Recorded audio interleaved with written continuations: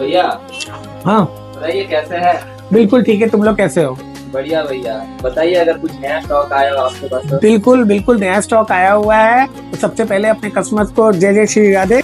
और हम लोग दिखाना शुरू करेंगे आपको नया स्टॉक। एक्चुअली हमारे दीदी लोग का कुछ कंप्लेन था कि वो बोल रही थी कि उनको लाइट वेट में मंगलसूत्र का चेन चाहिए था। तो हम लोगों ने सोचा कि अब इसके लिए प्रॉब्लम तो सॉल्व करना था, तो हमने अच्छे वेंडर्स को ढूंढा। उसके बाद अच्छे कारीगर को ढूंढा कि हमें लाइट वेट में मिल सके। तो हम लाइट वेट के अंदर में मंगलसूत्र दिखला रहे हैं जिसका वेट 4 से 5 ग्राम के अंदर में है। और वो डेली वेयर भी कर सकते हैं और 22 कैरेट HUID हॉलमार्किंग के साथ में है। तो हम आपको दिखला रहे हैं, देखते चले जाइएगा आप एक एक करके।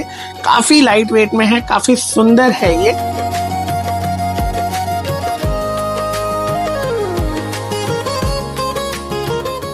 तो आपको आना कहाँ है? आपको पता ही है कि आपको लक्ष्मी ज्वेलरी लिलुआ में आना है, जो कि हावड़ा लिलुआ के अंदर में। तो जल्दी से आइए, स्टॉक खत्म होने के पहले आ जाइए।